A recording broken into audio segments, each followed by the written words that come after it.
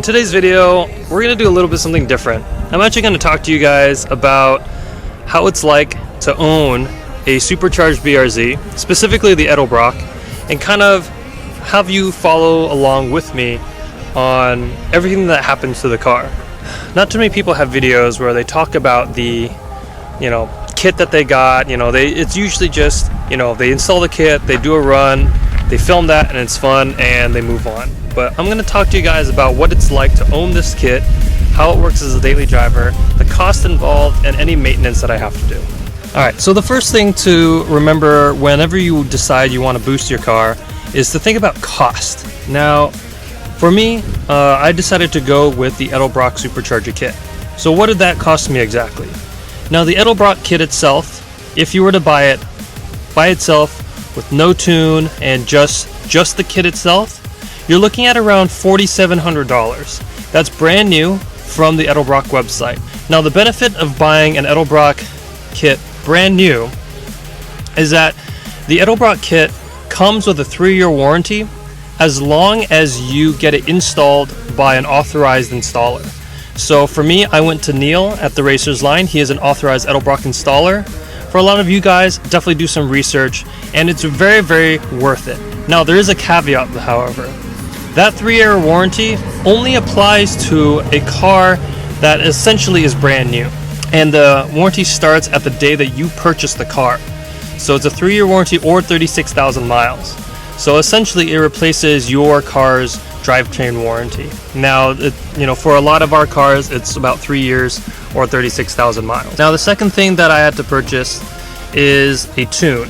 I decided to go with the Delicious Flash and Go tune using the ECU Tech cable, and so that costed me about $750. Now, the reason why it didn't cost me $1,000 is because I decided not to spend that extra $300 and purchase the cable. And the reason being behind that is because Neil actually had a cable, and he was just like, you know what? I'm going to save you a bunch of money. Just come by to the store whenever we need to do a revision or a pull or a log, and then we'll use my cable and it'll save you some money. Now, as far as any other supporting mods or anything like that, the nice thing about superchargers is that it doesn't really require too many supporting mods. You don't really need a catch can, you don't really need an oil cooler. Unless you're tracking heavily with this car, for daily driving use, you don't really need any of that. Supercharger kit plus the amount of time it took to install it, you would probably be spending about $6,000. Depending on where you go, who you tune with, deciding if you want to tune. That's essentially how much it costs initially to have the Edelbrock kit on your car. So you might be asking yourself, what is it like actually owning the kit? So I've had the kit on with the tune completed for about a month and a half now, and here are kind of my thoughts. The power, you do kind of get used to. Now, the thing is, as a daily driver for me, I don't always use all the power. So on the freeway, it's a lot of fun, and I can definitely push the car hard and get it to a point where, I can pass people really quickly, I can accelerate.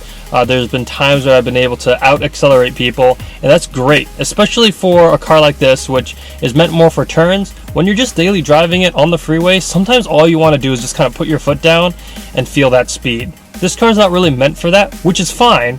But that's why there are these options to supercharge or turbocharge. With that being said, the nice thing about the Edelbrock Supercharger is I don't really have to change the way I change my oil. Sure, I might want to use a thicker oil, especially if I decide to track, but as far as everything else goes, my oil change regulation is about the same. I change my oil every 6,000 miles, and that's what I was doing before I had the kit in, and that's what I'm going to be doing now that the kit in as well. And that is something I don't really have to worry about, which is really, really nice. Now, the second benefit to having the Edelbrock Supercharger is that it is carb legal. So if I do get pulled over and a cop asks me to pop my hood, I am pretty modded, so it's definitely something that is probably going to happen eventually. There's a sticker on the inside of my bonnet that I can just show him, hey, this is a carb legal kit. Sure, I could have gone with a lot of other turbocharger kits. The only problem with that, though, is none of them are carb legal, and that is something that I do worry about. So having the carb legal Edelbrock kit is very nice. Now, what kind of power am I making? To be honest, I don't really know yet. I haven't dynoed the car, so that's something that I plan to do very, very soon. However, what I kind of feel is peak horsepower, I'm probably making anywhere between 250 to 270. That's on 91 octane. And so that's pretty good. You know, that's to the wheel, not to the crank. So, you know, to the crank, I'm probably making about 300 horsepower. So, I mean, those are some pretty good numbers if that's what you guys are into. For me, however, it's all about the drivability and how I enjoy the car. And believe me, the car is a lot of fun right now. Granted, it is kind of raining. It was raining recently. Today has been pretty good. So I did manage to do some pretty cool pulls and kind of really rev the car out, get it to red line, which I know a lot of you guys had kind of made fun of me for before when I had that hard pull. So yeah, that's I'll make that another video another time soon. But I'll show you guys that yes, I actually can drive this car. I will push it to red line before I shift, and it'll actually be a hard pull. One of the things that you kind of have to think about, especially when you are putting more power into this car, is you are going to probably need stickier tires. I am still running 17x7 wheels, and my tires are very, very cheap, so they're not sticky at all. The big downside to this is with all the extra torque and power on the low end, I actually get a lot of wheel spin, mainly through first and second, especially if it's wet outside. That's how much power and torque that this kit is pushing out at the low end, which is great, and I actually really enjoy that. So the thing that I'm waiting for right now are some wheels and tires that are going to be grippier, they're wider so there's more tire on the ground for that grip, and that way my car will actually handle a lot better, and it'll be able to handle the power a lot better too. Now, as far as any maintenance goes, the kit's still pretty new, so I haven't noticed any bad things happen to the car. You know, engine hasn't blown up, you know, I haven't twisted anything, like any of my bearings or anything like that. So far, the kit has been very nice to the car, and I haven't actually, you know, done anything bad where the car has needed any sort of repairs. We'll see how that goes in the future, and I will definitely keep you guys updated.